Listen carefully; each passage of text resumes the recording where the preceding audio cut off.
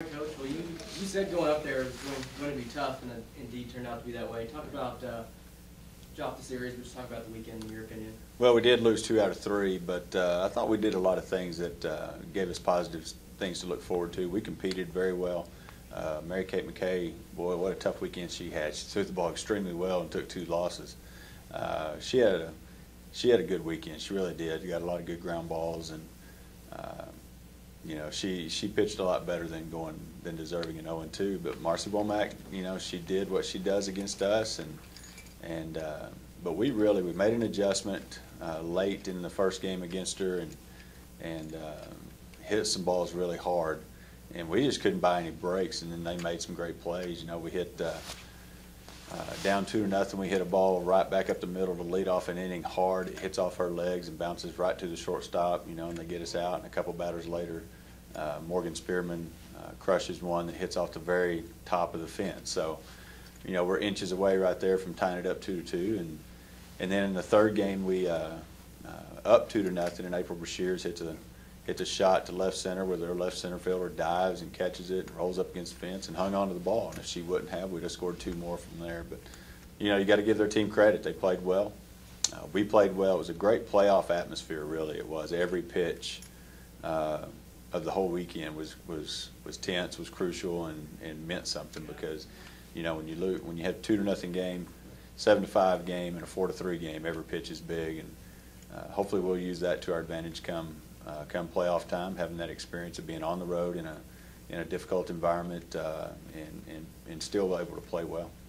You haven't lost very much this whole year. You lost your first 2 and then went on that big run. What are the players' attitude, mentality right now? Well, the last 2 years we've kind of had some late season slumps, and we talked about that from day one this year. That's not happening. That we're going to make sure that we correct things, and that's the only thing that we talked about after the games the other day is this is not the beginning of that late season slump. We're going to bounce back when we get home. We worked out yesterday in the weight room, and they were very positive, and we talked about looking forward because we don't have time to dwell on it. We've got a good St. Mary's team coming in here tomorrow, and then go to Incarnate Word this weekend, which is a very good team. So we don't have time to dwell upon it. We just have to learn from it, put it past us, and then start to look forward. You said St. Mary's is coming in. What do you guys know about it? Well, I know they've got a pitcher just like Marcy Womack. They've got one that keeps the ball down the zone, throws a hard drop, and she's a good pitcher. And we played them earlier in the year. Did not see her beat them. I think it was 11-5, but they had us down 5-2 at one point, and then we got hot. But they're always a team they're going to be coached very well. Coach Field does a great job, and and they've got some kids that can swing it. They've got some speed in their lineup. So it's going to be another competitive. Angelo State and St. Mary's softball goes back a long ways.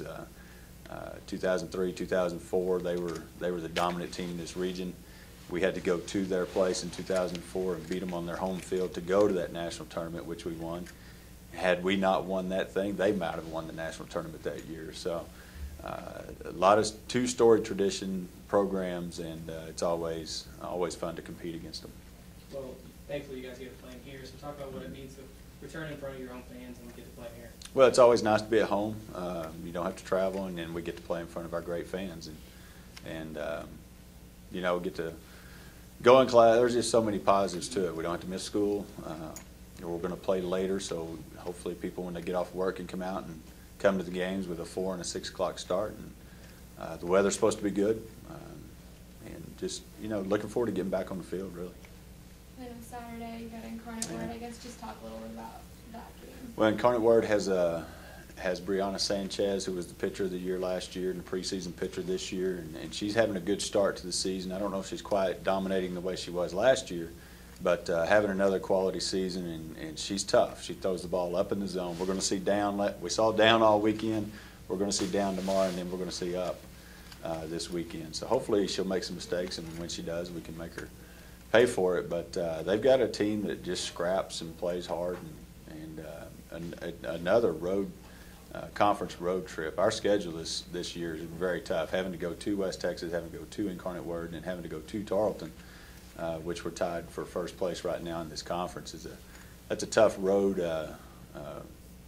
series and conference, and this weekend will be no different. But You know, it's just, we just got to go do what we do best, and hopefully things will work out our way.